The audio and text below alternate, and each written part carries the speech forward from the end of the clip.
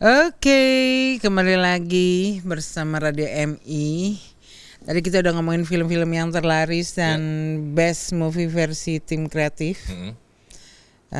Sekarang kita sebelum ngomongin yang serius dari MI News nih Kang, kita ini yuk bahas sedikit tentang soundtrack film dan pemain-pemain legendaris nih. Gimana Kang? Indonesia atau luar nih Mbak?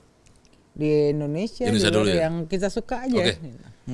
Kalau Indonesia sampai sekarang, menurut saya nih Mbak ya secara pribadi ya, tak tergantikan itu adalah soundtracknya Badai Pasti Berlalu. Mas Eros. Luar biasa itu. Saya mengenal dulu masih kaset Mbak ya, mengenal album itu sekitar tahun saya kelas 5 SD 4 SD ya. Itu saya masih ingat covernya tuh warna hijau. Ya, covernya warna hijau. Christine Hakim. Ya kan? Nah, lagu pertama yang saya suka itu adalah Merpati Putih. Itu Chrisye almarhum yang menyanyikan. Dan sampai sekarang itu album luar biasa Mbak. Masih tetap dicari Arab. Itu kayaknya album masterpiece-nya Mas Eros Jarot. Itu luar biasa. Hebat menurut saya tidak pernah, dan menurut saya sampai sekarang itu mungkin adalah soundtrack terlaris di Indonesia. Ya, untuk Indonesia ya Mbak ya. Kalau luar mungkin cukup banyak Mbak kalau bicara soal soundtrack. Karena begini, di luar itu mungkin soundtrack itu sudah menjadi sebuah industri ya. Sehingga pada saat dia membuat film, dia membuat soundtrack itu biasanya related Mbak. Nah, related itu dua-duanya juga dijual Mbak. Jadi tidak hanya soundtrack itu sebagai pengiring jadi package saja. Jadi package sekaligus gitu loh. Nah, banyak film-film ini ya termasuk saya masih ingat dulu ya lagunya soundtracknya Rocky. Kalau tidak salah itu Survivor ya, Eye of the Tiger gitu. Eye of the Tiger. Itu luar biasa juga. Atau mungkin yang tadi kita saksikan, cuma ini versi yang lama Mbak ya. Phoebe Brisson dan Regina Bell. A Whole New World. Itu lagunya membekas dan itu laris manis juga. Disney itu selalu ya.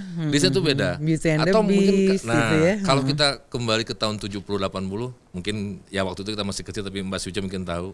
Bee Gees misalnya. Ya. Saturday Night Fever, Staying Alive. Atau Grease, John Travolta itu sampai sekarang ya. Olivia Newton-John ya. Atau Ghostbuster dulu tuh sangat legenda ya film-film seperti itu. Dan ya mungkin yang baru-baru ini Let It Go. Nah itu kan sampai kemudian menjadi ini ya. Frozen ya nah itu. Lion King juga kan Elton John kan. Can You Feel the Love Tonight gitu kan. Atau mungkin kalau menurut saya dari sekian banyak film bagus itu ada lagi Mbak Lady Gaga Mbak. Saya masih ingat sekitar 2-3 tahun yang lalu lah. Oh itu ya, Star is Born ya. Iya, Cello itu lagunya juga luar biasa. Dan mungkin ya kalau yang menurut saya ya dari sekian banyak lagu yang sampai sekarang pun lagu itu dianggap sebagai masterpiece-nya film. Apa coba Mbak? Film Titanic. Oh iya. Siapa coba yang nyanyi? Celine Dion. My Heart Will Go On. Itu sampai sekarang lagunya tetap menjadi lagu. Malah mencahin rekor kalau menurut saya, mencahkan rekor ya sebagai lagu terlaris gitu loh. Sepanjang zaman. Banyak lagi sih, mungkin termasuk rapper-rapper di luar juga banyak membuat soundtrack juga ya pada saat mereka membintangi sebuah film. Saya masih ingat ada Eminem, lagunya kalau tidak salah Lose Yourself ya. Itu juga filmnya meledak, lagunya juga meledak. Menduduki puncak tangga di Billboard sampai berapa pekan gitu loh. Nah itu tuh kalau kita bicara di luar ya. Di Indonesia juga banyak, tapi di Indonesia mungkin tidak seperti di luar. Saya lihat perkembangan soundtrack musik di Indonesia mungkin mulai rame-rame sekitar tahun 90-an. Coba Mbak yang terkenal film apa ya? Catatan Si Boy Mbak. Oh iya benar. Ikang Fauzi Mbak. Nah saya masih ingat kan Dodo Zakaria kalau tidak salah.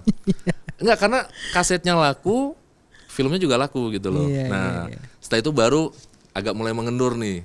Soundtrack sama film sudah tidak lagi related ya. Jadi soundtrack ini hanya sebagian dari film. Itu sampai keluarnya ini Kang AADC. Sherina dulu. Sherina meledak juga dan AADC karena Melly Guslow kalau tidak salah ya.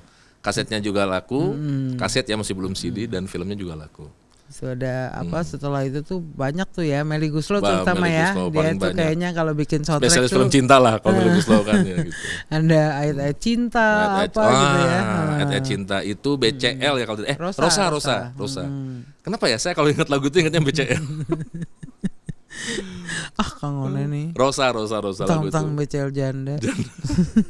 Itu bicara soundtrack Mbak. Nah, tapi kita juga bicara di sini soal masalah pemain-pemain karakter ya.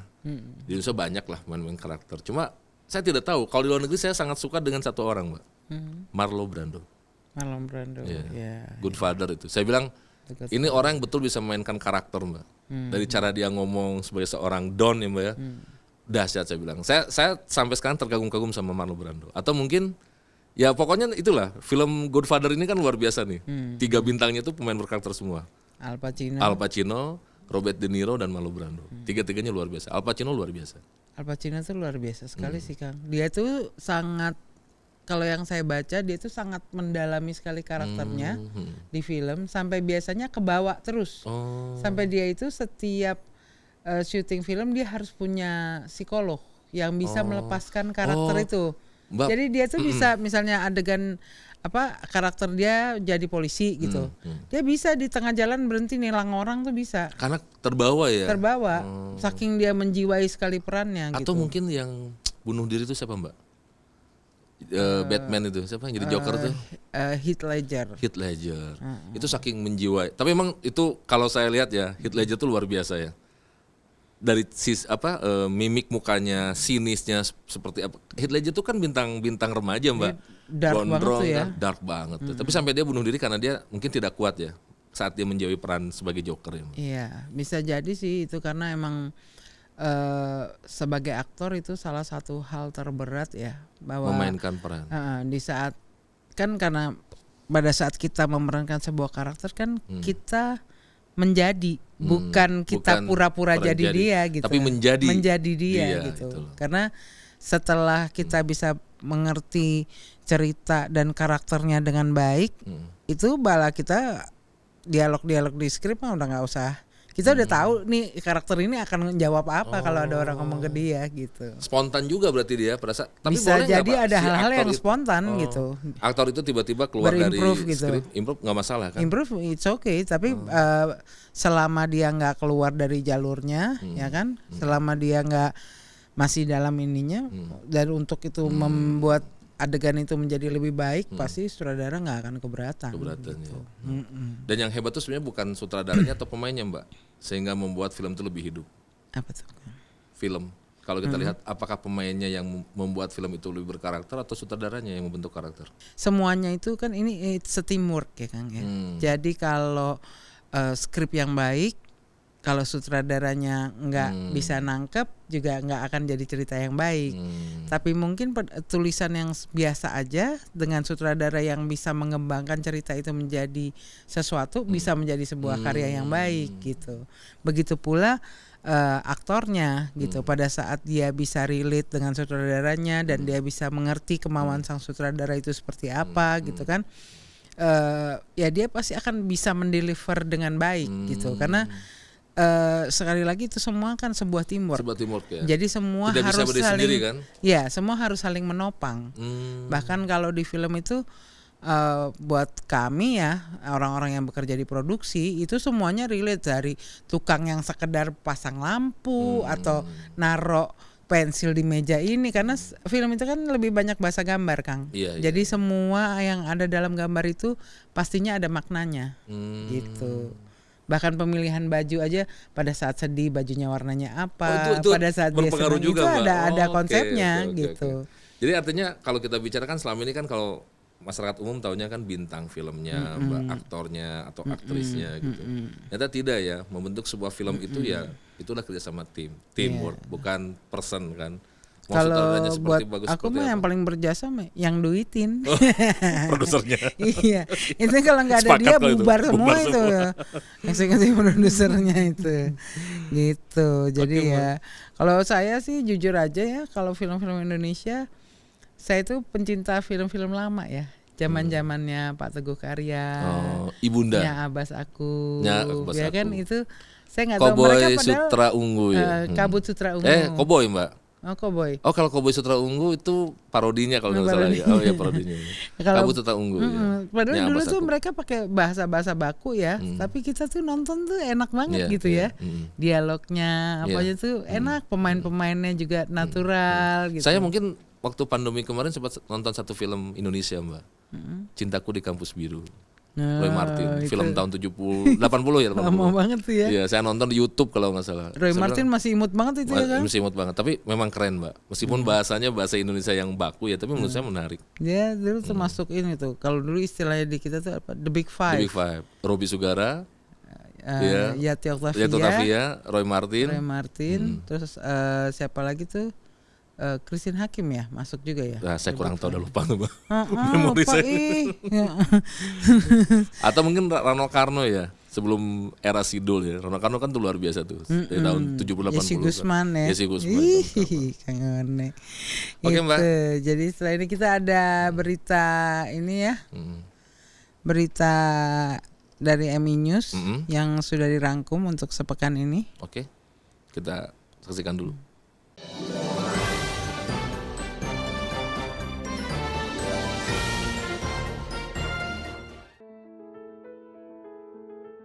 Pariwisata dunia memang paling terdampak dari keberadaan virus corona. Karena semua ditutup dan tidak boleh ada wisatawan yang datang. Namun, baru-baru ini beberapa negara mulai membuka kembali destinasi wisatanya. Salah satunya Fernando de Noronha, salah satu kepulauan lepas pantai Brazil yang sudah ditetapkan sebagai situs warisan dunia oleh UNESCO. Namun, ada persyaratan yang cukup unik yang ditetapkan oleh pemerintah setempat, yaitu wisatawan yang boleh datang ke tempat ini hanyalah mereka yang pernah terinfeksi COVID-19 dengan menyerahkan salah satu dari 2 tes yang pernah dilakukan sebelumnya. Selain itu, ada juga Studio Alam Gamplong, Yogyakarta, yang merupakan sebuah set film untuk pengambilan gambar film Sultan Agung The Untold Love Story di tahun 2017 yang disutradarai oleh Hanung Bramantyo. Tak hanya film Sultan Agung saja, film Bumi Manusia dan Habibie Ainun 3 pun pernah melakukan proses pengambilan gambar di Studio Alam Gamplong ini. Setelah proses pembuatan film selesai, set yang telah didirikan tidak dirobohkan, namun diberikan kepada Bupati Sleman, Sri Purnomo, untuk dijadikan sebagai tempat wisata baru. Dan telah diresmikan oleh Presiden Joko Widodo pada 15 Juli 2018. Tidak hanya itu, adanya kebijakan dari 59 negara menutup pintu bagi warga negara Indonesia, dikatakan Kepala Badan Koordinasi Penanaman Modal atau BKPM, Bahlil Lahadalia, tidak akan berpengaruh terhadap iklim investasi, serta ia menyebut investor tetap akan masuk ke tanah air kendati kurva penyebaran COVID-19 masih tinggi. Berita yang lain, tentang pertemuan David Packard dan Bill Hewlett. Keduanya sama-sama memperoleh gelar sarjana muda di Universitas Stanford. Tetapi, tidak pernah bertemu sampai mereka sama-sama menempuh pendidikan master di universitas tersebut. David Packard menyelesaikan pendidikan sarjana mudanya pada 1934. Saat itu, Bill Hewlett juga memperoleh gelar sarjana muda bidang elektronik di universitas dan tahun yang sama dengan Dave. Lalu, dia mengambil pendidikan master teknik listrik di perguruan tinggi pertamanya, Universitas Stanford. Pada waktu yang sama, David Packard juga mengambil pendidikan yang sama di universitas tersebut. Dan disinilah pertemuan mereka mulai tumbuh, serta berjanji membuat perusahaan di bidang elektronika hingga menjelma sebagai trendsetter komputer dunia. Selain berita yang sudah dibacakan di atas, kita kini harus berduka atas kepergian mantan pelatih timnas Indonesia Alfred Riedel. Riedel yang meninggal dunia di usia 70 tahun karena penyakit kanker pada Selasa 8 September 2020. Selain mantan pelatih timnas Indonesia, kita juga dapat kabar duka yang datang dari dunia pers Indonesia. Beliau dikenal sebagai tokoh pers yang juga pendiri Kompas Gramedia, Jakob Utama, 88 tahun, meninggal dunia di Rumah Sakit Mitra Keluarga Kelapa Gading, Jakarta, Rabu 9 September 2020. Jenazah jurnalis senior Indonesia ini rencananya akan disemayamkan di Gedung Kompas Gramedia, Palmerah, Jakarta Selatan, sebelum dikebumikan di Taman Makam Pahlawan Kalibata. Kembali pada berita yang lain, datang dari Komisi Pemberantasan Korupsi yang ikut menanggapi kebijakan Pemprov DKI Jakarta soal pemberlakuan kembali pembatasan sosial berskala besar pada 14 September 2020 mendatang. Salah satunya adalah soal penerapan kerja dari rumah WFH bagi seluruh perkantoran di DKI Jakarta. PLT juru bicara KPK Ali Fikri mengatakan bahwa dirinya masih belum mengetahui apakah akan mengikuti anjuran Anies atau tidak. Namun yang jelas, menurut Ali, pegawai yang bekerja di bidang penindakan dan penuntutan kemungkinan akan tetap bekerja. Ada juga berita mengenai rumah sakit yang nakal dengan menerapkan harga tes swab yang lebih mahal daripada yang seharusnya. Karena hal tersebut, pemerintah berencana menyiapkan standarisasi untuk harga swab tes atau tes usap yang disampaikan PLT Deputi Bidang Penanganan Darurat BNPB, Dodi Ruswandi. Pihaknya menemukan rumah sakit swasta mematok harga tes usap hingga 5 juta. Padahal, harga tes usap menurut BNPB harusnya hanya maksimal 500.000 saja per orang.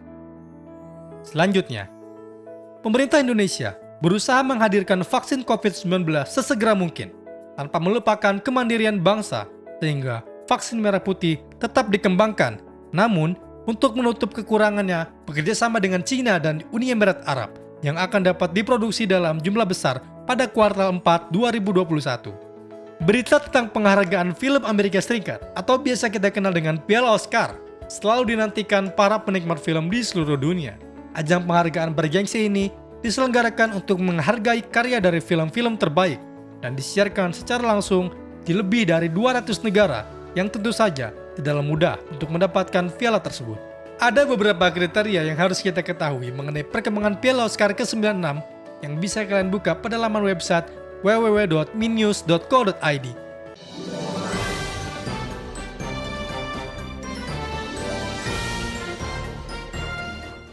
Oke, kalau gitu Kang, ini dengan berakhirnya rangkuman berita tadi, Ya, ini menandakan bahwa kita udah saatnya untuk undur diri. undur diri.